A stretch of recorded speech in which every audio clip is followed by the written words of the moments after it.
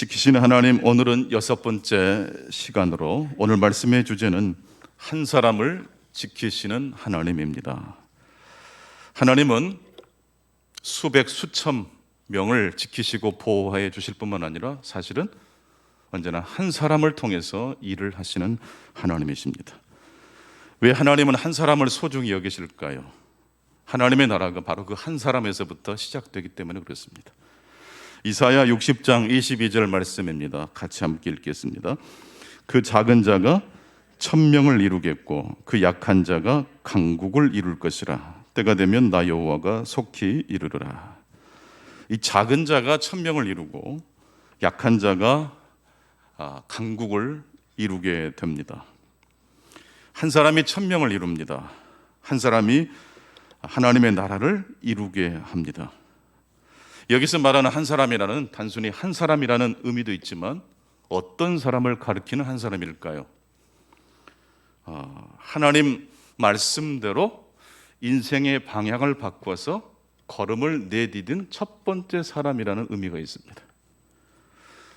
누군가를 따라갈 때는요 굉장히 쉬워요. 이번에 몇 년 만에 처음으로 또 처가회를 다녀왔는데 아침 일찍 갔다가 저녁 늦게 밤운전을 하고 돌아오는데 오랜만에 밤운전을 해서 그런지 굉장히 힘들었습니다. 그런데 한 가지 생각이 나더라고요. 밤운전을 쉽게 하는 방법 뭔지 아시죠? 앞차를 따라가면 됩니다. 한 차를 제가 선택해서 그 차만 계속 따라갔더니 운전이 너무 쉬워요. 그런데 앞차를 보지 않고 밤운전을 해나가는 그 차는 굉장히 신중하게 또 조심하면서 운전을 하지 않겠습니까? 한 사람이 천명을 이루고 한 사람이 강대한 나라를 이룬다. 그 한 사람은 단순히 한 사람을 넘어서서 하나님 나라의 출발 시작을 한 사람이라는 의미입니다. 그 한 사람이 없다면 그 한 사람을 따라가는 사람도 불가능하겠죠. 언제나 그래서 첫 번째는 헌신이 동반되는 것이고 첫 번째 걸음을 내딛는 사람은 대단히 중요한 사람이라는 걸 알 수 있습니다.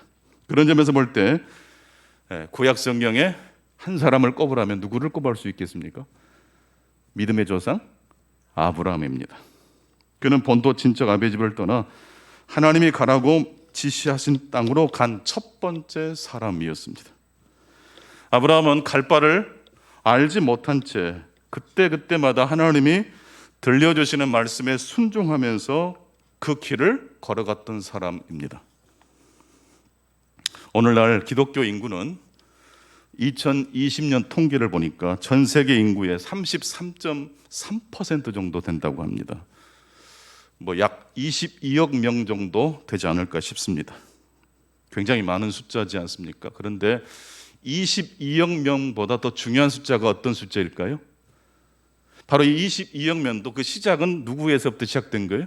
한 사람입니다. 아브라함의 그 출발이 22억 명을 이루게 된 것입니다. 우리 기독교에는 한 사람이 있습니다. 우리 충광교회 안에도 DNA가 있습니다. 바로 한 사람의 DNA, 아브라함의 DNA가 있습니다. 아브라함은 단순히 위대한 영웅이 아닙니다. 왜 아브라함을 믿음의 조상이라고 말합니까? 본토 친척 아비집을 떠나 하나님께서 지시한 땅으로 갔다는 것은 기존에 익숙했던 모든 것들을 다 버려두고 하나님의 말씀을 붙들고 나아갔다는 것입니다. 이 창세기 12장 1절로 3절 말씀을 제대로 우리가 읽고 해석하려면 창세기 11장을 먼저 읽어야 합니다.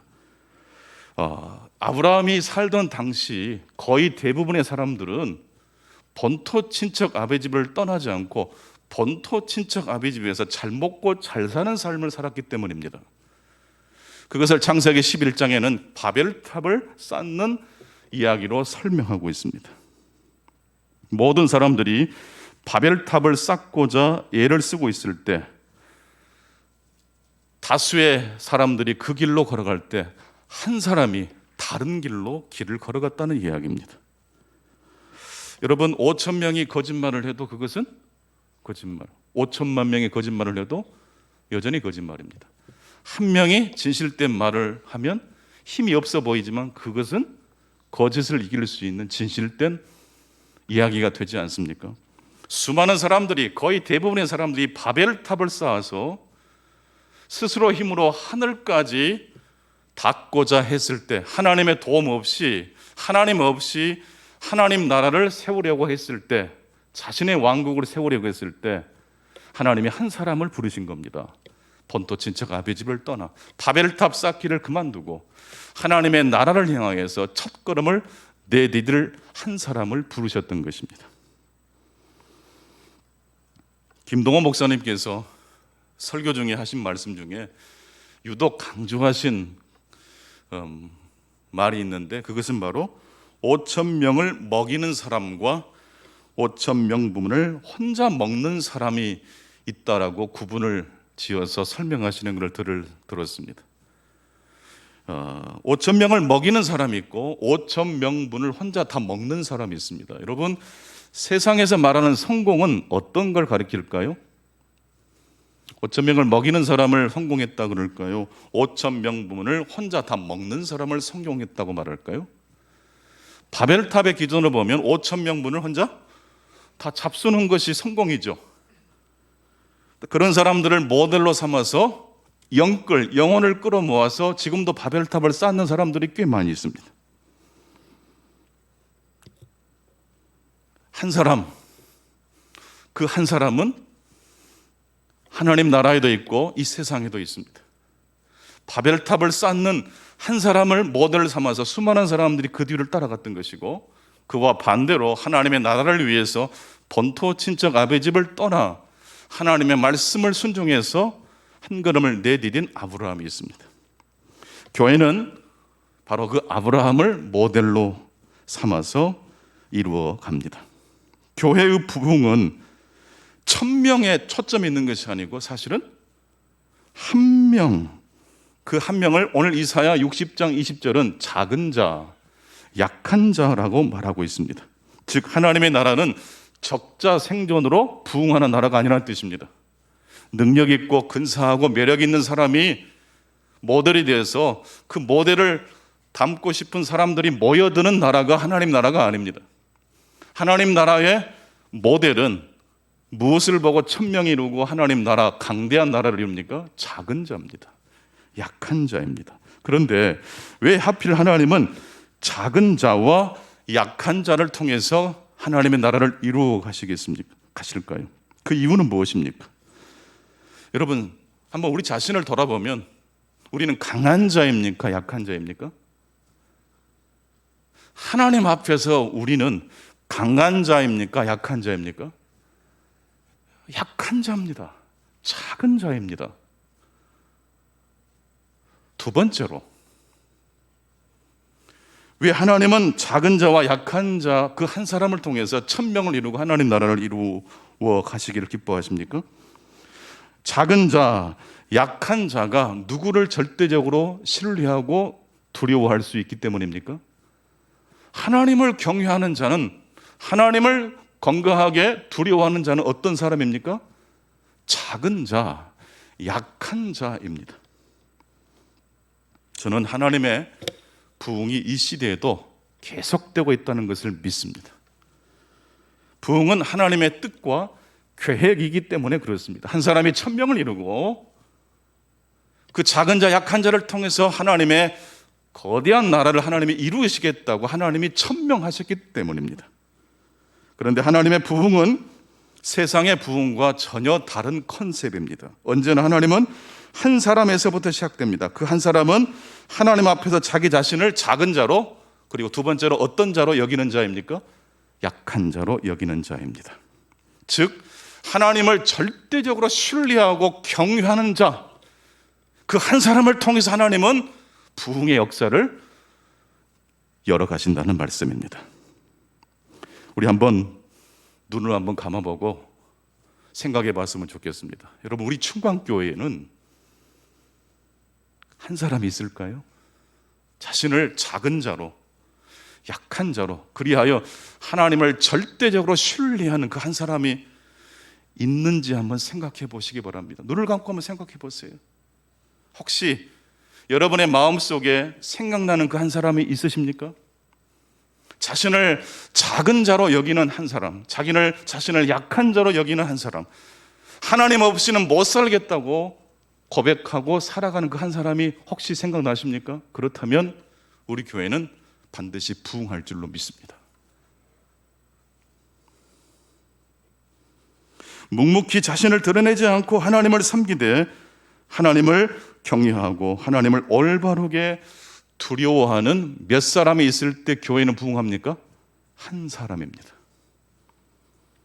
오늘 주시는 첫 번째 메시지는 바로 이것입니다. 부흥은 한 사람에서부터 시작된다는 것입니다. 한번 따라서 해보시겠습니다. 부흥은 한 사람에서부터 시작된다. 그리고 두 번째로 역설적으로 그렇다면 그 한 사람이 없는 부흥은 어떻게 될까요? 신실한 하나님의 한 사람, 그 아브라함과 같은 그 한 사람을 통하여 천명을 이루고 하나님의 부흥을 이루시는 하나님의 놀라운 메시지 앞에 우리는 아멘할 수밖에 없는데, 그렇다면 반대로 그 한 사람이 없는 부흥은 어떻게 되겠습니까? 결국 무너지고 맙니다. 오늘 두 번째 우리에게 주신 메시지는 무엇입니까? 한 사람이 없는 부흥은 결국 어떻게 됩니까? 무너집니다. 오늘 신약의 본문에는 예수님 앞에 힘을 자랑하는 군중들이 등장하고 있습니다. 가늠하다가 현장에 잡힌 여자를 바리새인들과 서기관들이, 여러 다수의 유력자들이 그 여인을 끌고 예수님 앞에 온 것입니다. 그리고 모세 율법에 의하면 이런 사람들은 죽이라고 했는데 예수 당신의 의견을 말해보시오라고 말을 했던 것입니다. 그런데 여러분, 이렇게 기세등등했던 군중들이 얼마 지나지 않아서 어떻게 되고 맙니까? 한 사람씩 그 자리를 떠나더니 그 군중들이 흩어져 사라지고 맙니다. 왜 흩어지고 사라지고 말았을까요? 몇 명이 없었기 때문입니까? 한 사람이 없었기 때문입니다. 시편 1편을 보게 되면 한 사람의 소중함을 시편 기자는 아주 강력하게 강조하고 있습니다. 시편 1편 말씀 1절과 2절, 3절 말씀을 한번 보시면, 복 있는 사람은 여기서 단수입니까? 복수입니까? 복 있는 사람, 복 있는 한 사람은 악인의 꾀를 따르지 아니하고 죄인들의 길에 서지 아니하며, 2절, 오만한 자들의 자리에 있지 아니하고 오직 여호와의 율법을 줄구하여 그의 율법을 주야로 묵상하는 자로다. 그 결과 그는 시냇가에 심은 나무가 철을 따라 열매를 맺고 그 잎사귀가 어떻게 됩니까? 마르지 아니함과 같으니, 즉 작은 자가 천명을 이루고 약한 자가 하나님의 나라를 이루어 간다는 뜻입니다. 반대로 악인들은 어떻게 됩니까? 시편 1편 4절 말씀 한번 보시겠습니다. 같이 보실까요? 악인들은 그렇지 아니하며 오직 바람에 나는 겨와 같도다. 악인들, 악인이 아니고 악인들입니다. 다수입니다. 군중입니다. 힘이 대단합니다. 근데 그 악인들은 결국 어떻게 됩니까? 흩어지고 맙니다. 곡식처럼 보이지만 겨는 곡식이 아닙니다. 그 속에 알곡이 없어요. 대단해 보이고 힘을 자랑하는 것처럼 보였던 이 군중들이 결국 예수님의 한 말씀 앞에 다 사라지고 맙니다. 요한복음 8장에 나오는 군중들은 금방 흩어지고 말았습니다. 조금 더 신약의 본문을 읽으면서 오늘 이 신약의 본문을 통해서 주신 하나님의 음성을 같이 한번 들어보는 시간을 가지면 좋겠습니다. 먼저 요한복음 8장 3절로 5절 말씀 같이 한번 읽어보시겠습니다. 시작. 서기관들과 바리새인들이 음행 중에 잡힌 여자를 끌고 와서 가운데 세우고 예수께 이런 여자는 모세 율법에 의하면 죽이라고 했는데 당신의 의견을 이야기해 보시라고 기세등등하게 군중들이 예수님을 겁박하고 있습니다. 여기서 군중들은 하나님을 경외하는 마음으로 모세율법을 사용하고 있습니까?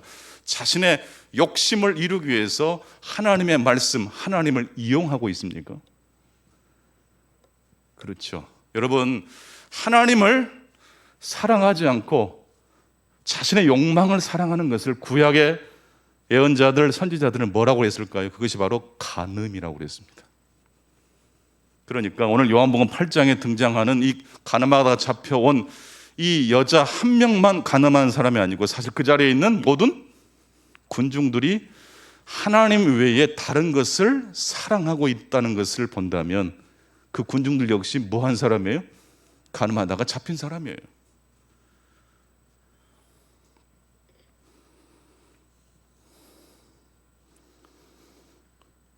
모세율법 레위기 20장 10절에 보게 되면 누구든지 남의 아내와 가늠하는 자, 그의 이웃의 아내와 가늠하는 자는 그 간부와 간통한 남자와 음부 간통한 여자를 반드시 죽일지니라 라고 말씀하고 있습니다.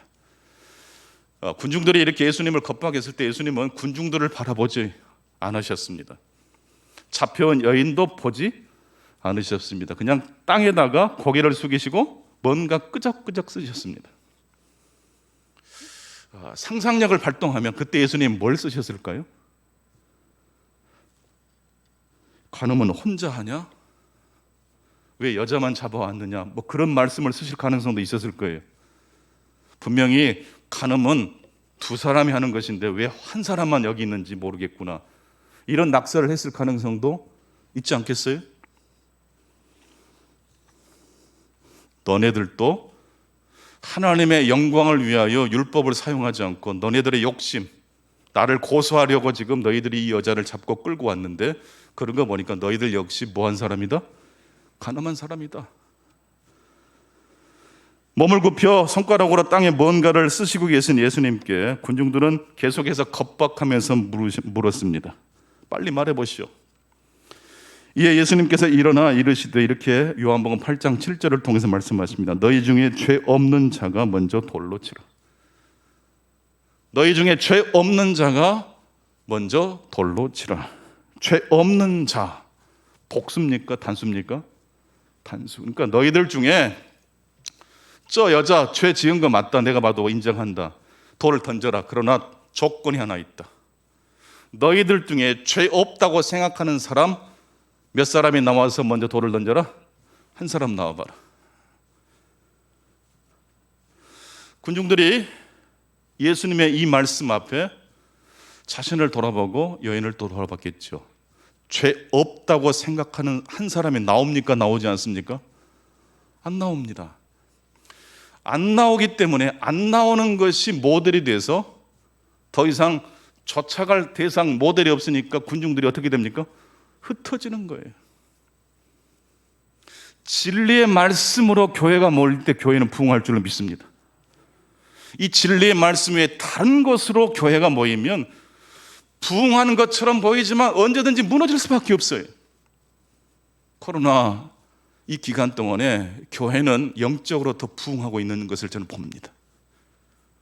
거품이 사라지니까 본질이 회복되는 모습이 제 눈에 보여요.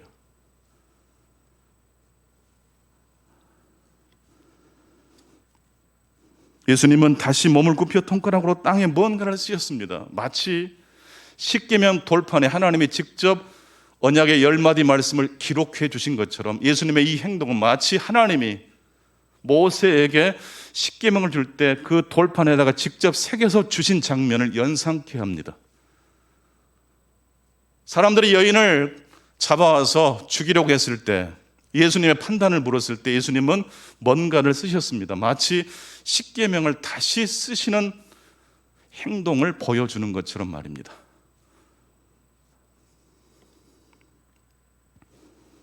그 결과 돌로 저 여인을 치려고 한 사람이 나오지 않았기 때문에 한 사람도 나오지 않은 그 모델을 보고 사람들은 흩어지고 말았습니다. 교회는 작은 자라고 자기 자신을 약한 자라고 바벨탑이 아닌 아브라함의 뒤를 따라가는 몇 사람만 있으면 부흥합니까? 한 사람이 있으면 부흥합니다. 그리고 그 한 사람이 있으면 어떤 고난과 역경이 와도 교회 공동체는 무너지지 않는다고 저는 믿습니다. 시편 1편에 겨가 알곡처럼 보이지만 그 속에 알맹이가 있기 때문에 바람이 훅 불면 날아가 버립니다. 교회는 고난이 오고 핍박이 왔을 때 더 부흥했습니다. 더 하나님을 갈망했고 하나님을 영어롭게 했기 때문입니다.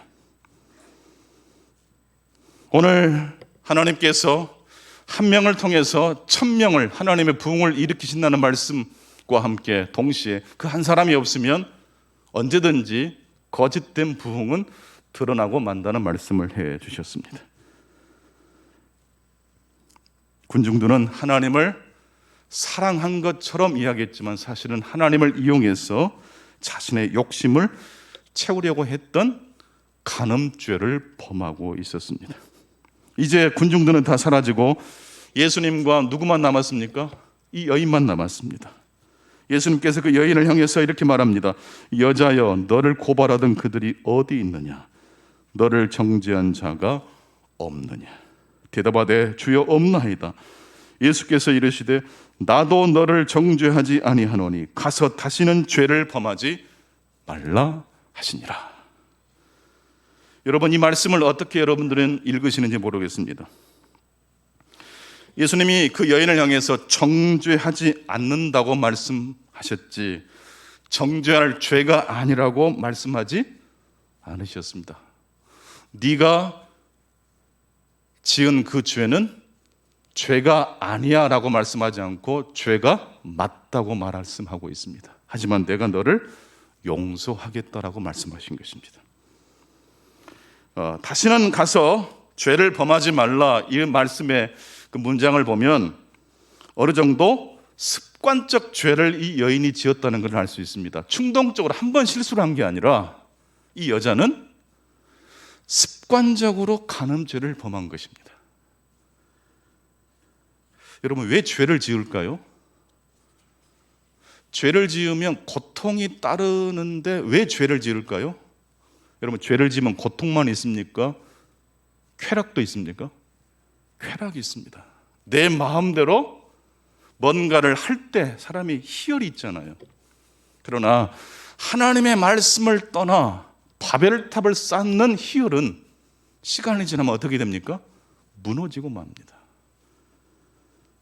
예수님은 그 여인을 향해서 이렇게 말씀하십니다. 지속적으로 지금까지 지어왔던 그 죄를 멈추고 이제 거룩한 삶을 향하여 한 걸음을 내디더라.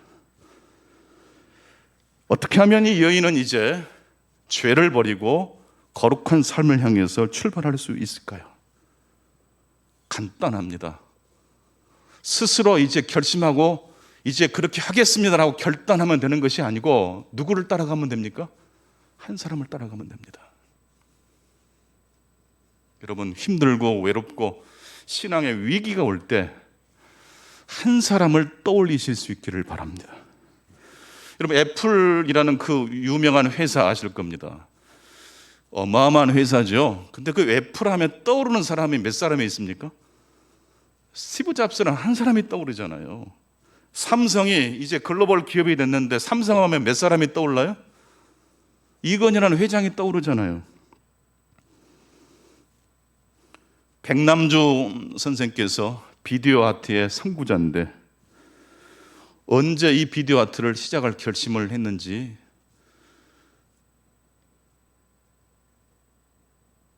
기자가 물어보니까 그렇게 대답을 해요. 원래 굉장히 집안이 부유했던, 그래서 일본 유학과 독일 유학을 그 당시에 떠날 수 있었던, 어려서부터 클래식 음악을 들을 수 있는 환경에 살았던 백남준 씨가 독일 유학 중에 집안이 망합니다. 근데 이때 백남준 선생이 무엇을 결심하고 무엇을 시작할 준비를 합니까? 가장 돈이 많이 드는 비디오 아트를 시작할 결심을 합니다. 어차피 우리 집안이 망하지 않았더라도 우리 집안의 도움만으로는 이 비디오 아트 할 수 없어요. 기업체의 후원을 받아야지 재료값이 워낙 비싸니까 할 수 있는 게 바로 비디오 아트인데 어차피 집안이 망했으니 그냥 무너질 것이 아니라 비디오 아트를 어떻게 하자? 시작하자. 나는 지금 이 코로나19 그리고 청년들이 취업이 되지 않는 이 시대를 보면서 그런 생각이 돼요. 서울의 유명한 대학을 나온 졸업생들도 취업이 안 된대요. 대기업들이 신입사원을 공채로 모집하는 그 비율이 너무 떨어졌고 아예 뽑지 않는 데도 있어요. 인턴 과정을 통해서 뽑기 때문입니다. 다 어렵습니다. 이럴 땐 어떻게 될까요? 위기가 곧 기회가 될 수 있다는 말씀입니다. 건축가들은 아무 제약이 없는 땅을 보면 오히려 흥미로운 건축 설계가 나오지 않는답니다. 뭔가 땅 모양이 불편하고 장애물이 있는 어떤 그런 땅 모양을 보면 아이디어가 나오는데, 성도 여러분, 고난과 역경의 시기에 첫 걸음을 내디뎠던 그 한 사람을 생각하실 수 있기를 바랍니다. 마지막 이제 결론입니다. 화목한 가정, 부흥하는 교회는 어떤 비밀이 있을까요? 한 사람이 있습니다. 그 한 사람은 어떤 사람입니까? 약한 자, 작은 자가 되기로 결심한 한 사람입니다. 런던 타임즈의 편집장이 여러 필자들에게 한 문제, 한 주제를 가지고 원고를 써달라고 부탁을 했습니다. 그것은 이런 문제였습니다. 무엇이 이 세상의 문제인가? 이 주제를 가지고 여러 작가들에게 글을 써달라고 청탁을 했는데, 이때 체스터턴이라는 저널리스트가 그 문제의 핵심을 간파한 글을 써서 곧바로 이 런던 타임즈 편집장에게 전보를 보낸 겁니다. 너무 깨달음이 번개처럼 와가지고 지체할 시간이 없어서 전보로 글을 보냅니다. 그 내용은 이런 내용입니다. 편집장 귀하, 무엇이 이 세상의 문제입니까? 라고 물으셨죠. 체스터턴이 이렇게 대답을 하고 글을 써서 보냅니다. 바로 제가 문제입니다. 바로 제가 문제입니다. 어떤 교회가 부흥하고 어떤 가정이 화목합니까? 내가 문제라고 말하는 한 사람이 있으면 그 교회는 삽니다. 내가 부족하다라고 말하는 한 사람이 있을 때 그 가정은 어떤 역경이 와도 하나님의 부흥이, 하나님의 회복이 시작될 줄로 믿습니다. 반대로 너 때문이야, 그래서 우리가 힘들어라고 말하는, 그래서 바벨탑을 쌓는 사람을 쫓아갈 때 아무리 많이 모인 것처럼 보이지만 그런 능력과 힘은 금방 무너지고야 맙니다. 작은 자, 약한 자, 바로 제가 문제입니다라고 말하는 가정, 교회, 그런 정치, 사회가 될 때 그 작은 자, 약한 자를 통해서 하나님은 천명을 이룰 것이고 강한 나라를 시작하실 것입니다. 여러분의 가정에 내가 바로 문제라고 고백하는 한 사람이 있게 되기를 바랍니다. 이 한 주간은 그렇게 한번 고백하시고 실제로 그렇게 한번 순종했으면 좋겠어요. 아내가 좀 마음에 들지 않고 남편이 마음에 들지 않고 자녀들이 마음에 들지 않는데 내가 자청하는 거예요. 본토 친척 아비집을 떠난 아브라함을 생각하면서 내가 문제야, 내가 잘못했어. 그럴 때 무슨 일이 벌어질까요? 하나님의 부흥이 임하는 겁니다. 하나님의 치유의 회복의 역사가 여러분의 가정에, 우리 교회에, 이 나라와 이 민족 가운데 역사할 줄로 믿습니다. 기도하겠습니다. 아버지 하나님, 하나님 앞에 저희들은 약한 자이고 연약한 자입니다. 사람들 앞에서야 내 명예와 능력을 자랑할 수 있지만 절대자이신 하나님 앞에 우리가 뭘 자랑하거나 숨길 수 있겠습니까? 예배하는 이 시간만큼은 우리의 가면을 벗기를 원합니다. 내 마음속에서 울고 있는 한 사람을 보게 해주시고 세상 근심 걱정에 포로되어서 하나님 앞에 절규하고 탄식하며 나온 우리 자신의 모습을 보게 해 주옵소서. 오히려 역설적으로 작은 자와 약한 자를 통해서 하나님 나라를 시작하신 하나님을 우리 모두가 다시 만나게 해 주옵소서. 바벨탑을 쌓는 5천 명분을 혼자 다 먹는 이 세상의 성공관이 아니라 아브라함을 통해서 시작하신 하나님 나라에 우리 모두가 함께 동참할 수 있게 하시고 우리 교회가 영원토록 그 하나님의 나라에 동참하고 쓰임받도록 복 내려 주옵소서. 예수님의 이름으로 기도하옵나이다. 아멘.